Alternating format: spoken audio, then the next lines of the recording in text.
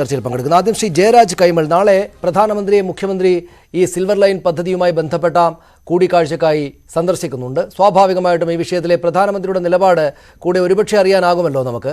കേന്ദ്ര സർക്കാരിന്, കേന്ദ്ര റെയിൽവേ മന്ത്രാലയത്തിന്, കേന്ദ്ര സംവിധാനങ്ങൾക്ക് ഒരു ഘട്ടത്തിലും സിൽവർ ലൈനുമായിട്ട് എതിരുണ്ടായിരുന്നില്ല എന്ന് മാത്രമല്ല, കേന്ദ്ര കേരള സർക്കാരുകൾ ഒന്നിച്ചാണ് ഈ പദ്ധതിയുമായി മുന്നോട്ട് പോകുന്നത് എന്ന് ഇന്നിപ്പോൾ രാജ്യസഭയിൽ ജോൺ ബ്രിട്ടാസ് MP പറയുന്നുണ്ടായിരുന്നു. യഥാർത്ഥത്തിൽ നിങ്ങൾ അവിടെ ഈ പദ്ധതിക്കൊപ്പം നിൽക്കുകയും ഇവിടെ സമരക്കാർക്കൊപ്പം നിൽക്കുകയും ചെയ്ത് ജനങ്ങളെ വഞ്ചിക്കുകയാണോ?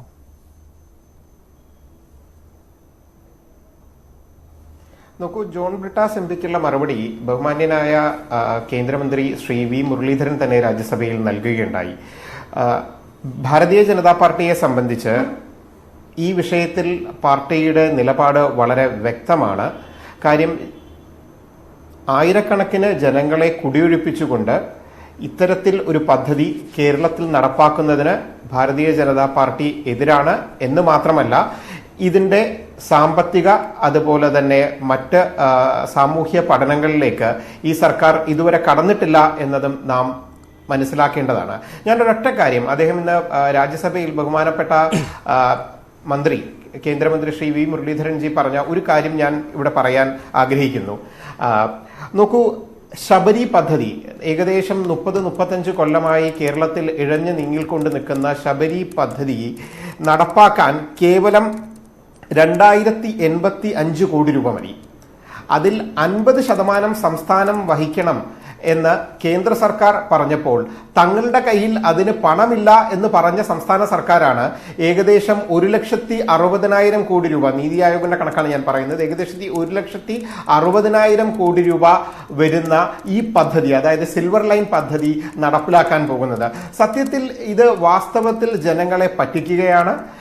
ഈ സർക്കാർ, പ്രത്യേകിച്ച് പിണറായി വിജയൻ സർക്കാർ, ഈ പദ്ധതിയുടെ മറവിൽ വൻപിച്ച അഴിമതി നടത്താനുള്ള ഒരു അവസരമായി ഈ പദ്ധതിയെ കാണുന്നു എന്ന് ഞങ്ങൾ കരുതുന്നു. ഇതിനകത്ത് V മുരളീധരൻ അക്കാര്യം പറഞ്ഞു. പക്ഷെ അദ്ദേഹം തൊട്ടു മുമ്പ് സംസാരിച്ച ജോൺ ബ്രിട്ടാസ് ചൂണ്ടിക്കാണിച്ച ഒരു കാര്യത്തെപ്പറ്റി അദ്ദേഹം പറയാതിരുന്നതും ശ്രദ്ധേയമായിരുന്നു.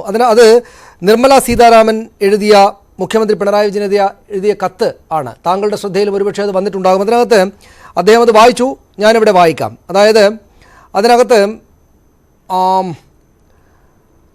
It was decided that the project implementation agency Kerala government may engage with JICA, move forward to finalize the designing of packages which would facilitate co-financing, and in the meanwhile land acquisition and other clearances may be expedited by the PIA. എന്ന് വെച്ചാൽ ഈ നിർമ്മല സീതാരാമൻജി പൂർണ്ണമായിട്ട് ഈ പദ്ധതിയുമായിട്ട് മുന്നോട്ട് പോകാൻ കേരള സർക്കാരിന് നിർദ്ദേശം നൽകിയിരിക്കുന്നത്, അത് രേഖാമൂലം മുഖ്യമന്ത്രി കത്തെഴുതിയിരിക്കുന്നതായിട്ട് നമ്മൾ കാണുന്നു. സ്വാഭാവികമായിട്ടും നാളെ മുഖ്യമന്ത്രി പ്രധാനമന്ത്രിയെ കാണുന്നുമുണ്ട്. അപ്പോൾ ഇവിടെ BJP ഇവിടെ സമരം ചെയ്യുകയും അവിടെ V മുരളീധരൻ ഇത്തരം ചോദ്യങ്ങൾക്ക് ഈ കത്തിനെക്കുറിച്ചൊന്നും മിണ്ടാതിരിക്കുകയും ചെയ്യുന്നതിൽ ജനങ്ങൾക്ക് മുന്നിൽ ശരിയായിട്ടുള്ള നിലപാടല്ല BJP എടുക്കുന്നത് എന്ന സംശയം ഉണ്ടാക്കില്ലേ? എന്താണ് ഈ കത്തിന് മറുപടി? എന്തായിരിക്കും നിർമ്മല സീതാരാമൻ ഇങ്ങനെ എഴുതിയിട്ടുണ്ടാവുക, നിങ്ങൾ പദ്ധതിയുമായി മുന്നോട്ട് പോകൂ, ജയിക്കയെ സമീപിക്കൂ എന്ന്? നോക്കൂ, അവതാരകൻ വായിച്ച ആ ഒരു സെന്റൻസിന്റെ മലയാള അർത്ഥം എന്ന് പറയുന്നത് ഈ പദ്ധതിയുമായി മുന്നോട്ട് പോകൂ, അതിനൊരു ഗ്രീൻ സിഗ്നൽ അല്ല. നിങ്ങൾ ജയിക്കയെ സമീപിക്കൂ.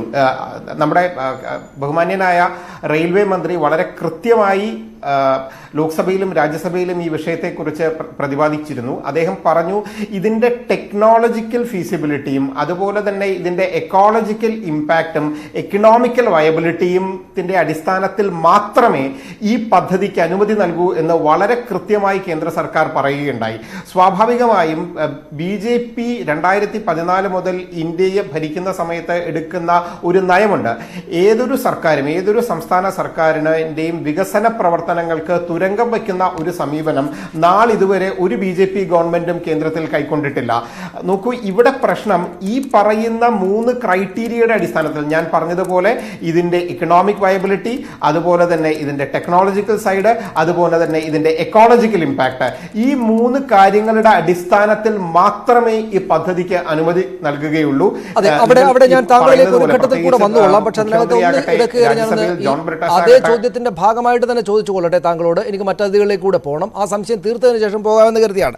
താങ്കൾ പറയുന്നത് ശരിയായിരിക്കാം. ഒരുപക്ഷെ ഈ എല്ലാത്തരം പഠനങ്ങളും നടത്തിയതിനു ശേഷം നമുക്ക് മറ്റു കാര്യങ്ങളിലേക്ക് പോകാം, അന്തിമമായ അനുമതിയിലേക്ക് പോകാം എന്നൊരു വാദം സമ്മതിക്കാം. പക്ഷെ അപ്പോൾ എല്ലാ പഠനങ്ങളും ഇവിടെ നടക്കേണ്ടേ?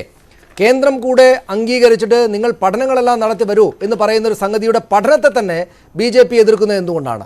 നോക്കൂ, കോൺഗ്രസ് എതിർക്കുന്നത് മനസ്സിലാക്കാം, അവർക്ക് ഈ പദ്ധതിയോട് മുഴുവനായും തന്നെ എതിർപ്പാണ്. പക്ഷേ നിങ്ങൾ കേന്ദ്ര സർക്കാരിന് വികസന പദ്ധതികളോട് ആഭിമുഖ്യമുണ്ട്, നിങ്ങൾ ജയിക്കയെ സമീപിക്കൂ, മറ്റു കാര്യങ്ങൾ നമുക്ക് ആലോചിക്കാമെന്ന് പറയുമ്പോൾ ആ പഠനം നടത്താനുള്ള അവസരം നിങ്ങൾ നിഷേധിക്കുന്നത് ജനങ്ങളോടുള്ള വഞ്ചനയല്ലേ? ഒരിക്കലുമല്ല. നിങ്ങൾ നോക്കൂ, ഇന്ത്യയിൽ ഭൂമി ഏറ്റെടുക്കുന്നതിന് land acquisition rehabilitation and resettlement act 2013 parliament പാസാക്കിയ ഒരു നിയമമാണ്.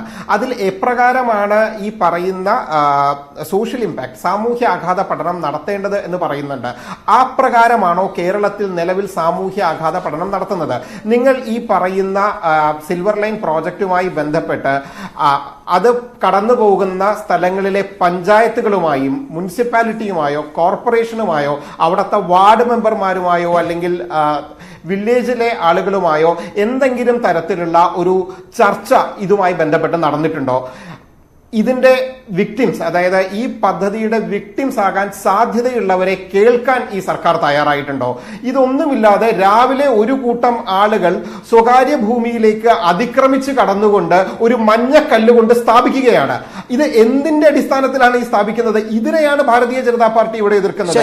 അല്ലാതെ നിങ്ങൾ നോക്കൂ, നിയമവ്യവസ്ഥ ഉള്ള ഒരു സംസ്ഥാനത്ത് മറ്റെല്ലാം കാറ്റിൽ പറത്തിക്കൊണ്ട് ഇഷ്ടമുള്ള സ്ഥലത്ത് മഞ്ഞക്കല്ല് സ്ഥാപിക്കുന്ന ഈ പരിപാടി, ഇത് സത്യത്തിൽ ഈ സർക്കാർ ചെയ്യുന്നത് ഒരു ഫാസിസ്റ്റ് നടപടിയാണ്.